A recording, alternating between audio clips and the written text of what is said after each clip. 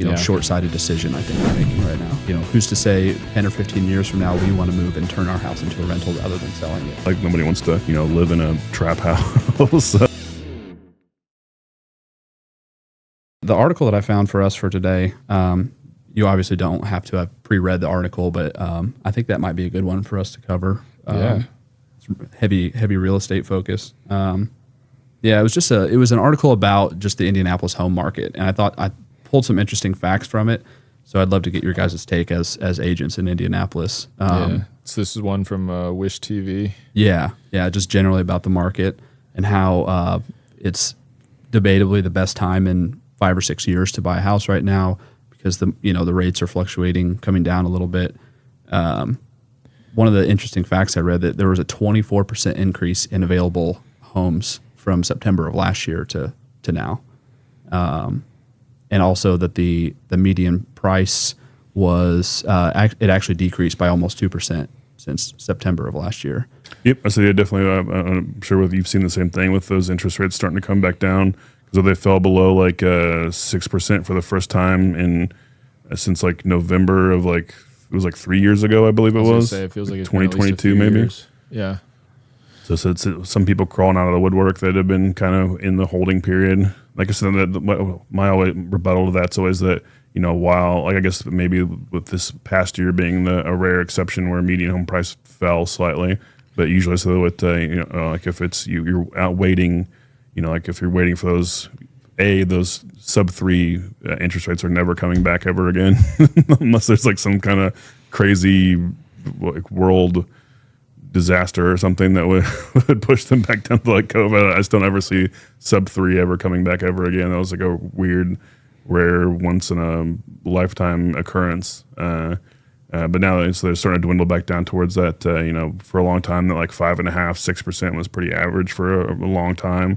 So we're kind of dwindling back down to those rates again.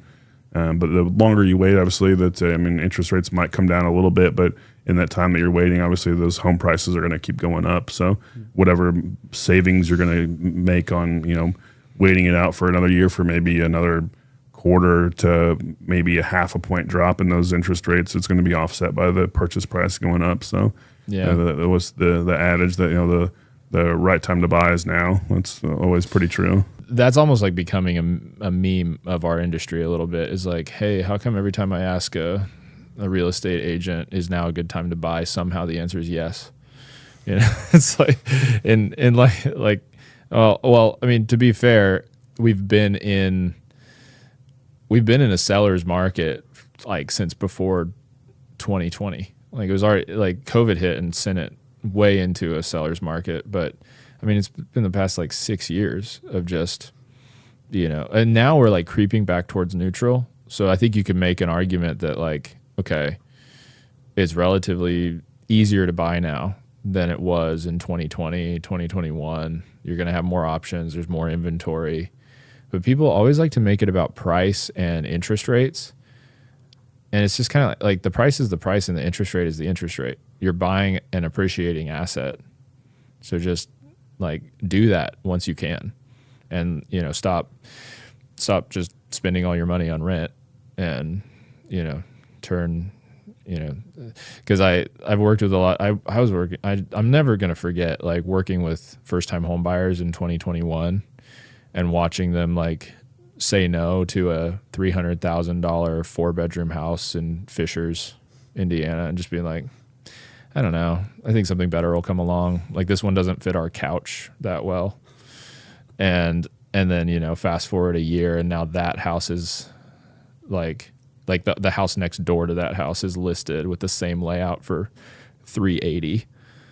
And it's you can't outsave the market. That's what I tell people. Even you're the most valuable person at the company you work for, and you're getting raises every year. You're getting promoted.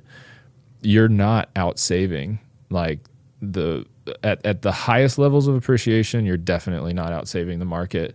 You might be kind of running in parallel with the market at the lowest levels of appreciation.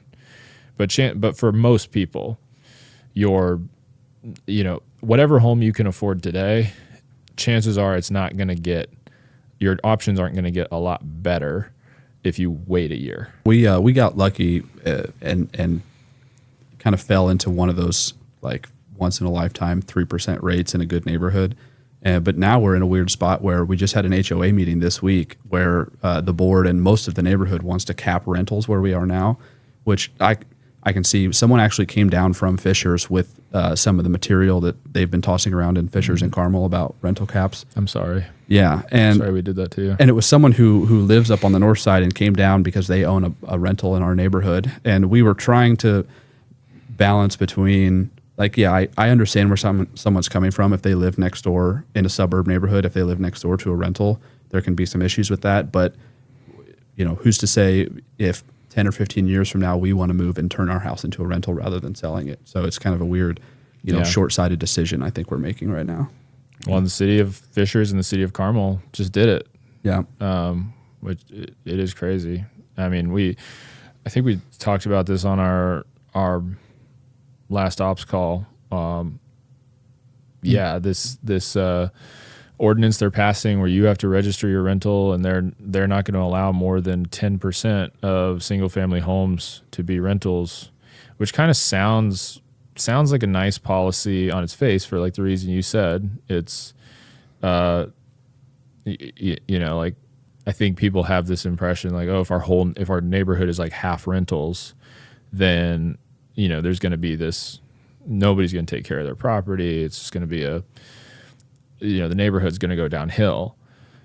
But I mean, I'll tell you, I've driving around my neighborhood, the problem houses, I know for a fact every problem house, like we have this one house in our neighborhood where they're clearly struggling with hoarding, and like they open the garage and it's just like packed to the brim. That's a homeowner. They have a mortgage. Either we have another house where their grass is always overgrown and like there's the algae growing on the siding that they need to do something about. Like that's a homeowner. I mean, they're going through a lot of stuff in their personal life. Like we've talked to them, and like I know, I understand the reasons, and so it's like these are just people at the end of the day. Like you can't judge people too harshly for what's happening with their property, but like people have this impression that like home ownership is what fixes like neglected properties, and the reality is like if what fixes neglected properties is value growth in the area, and that's generated from access to amenities like the developments you were talking about, like Indy 11 and all that. It's not the ratio of rentals to private households, and because I've seen rental properties that are maintained meticulously because the owner of the property cares about how their property does, and they want their the people leasing it to continue wanting to live there. So I was going to say, that I feel like it would almost be the opposite of that, because you have more motivation to maintain the property at a higher level being a rental, just because it's like that. The main goal of owning a rental is having a tenant in place that's going to pay rent. Like if it's in it's in disuse and it's disheveled and doesn't look great, it's not going to show well, and you're not going to have tenants in there. And if you do have tenants in there, they're not going to want to stay if the house is falling apart. Like nobody wants to, live in a trap house, so that they're going to, much more motivated to upkeep the property. So yeah, that's because I kind of went to have the exact same conversation this morning, because one of my clients is in his neighborhood. They had a HOA. It's getting ready to come to vote on doing the same thing where capping rentals in the neighborhood, and adding like a required like waiting period of like 3 years. You have to own the property for 3 years, and then you can get on the wait list.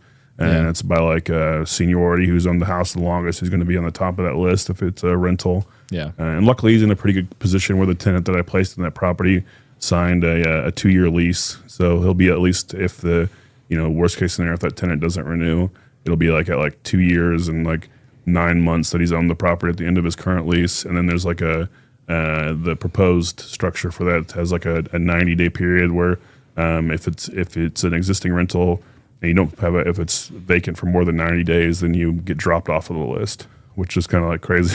It's like that would 90-day vacancy. Yeah. That's interesting, because I was going to say a lot of times places that or when HOAs roll it out, or even when the city level rolls it out, it's usually they will kind of have a clause in there that grandfathers in any existing rentals are allowed to keep existing even if they have a turnover. You can check out our full library of episodes wherever you get your podcasts.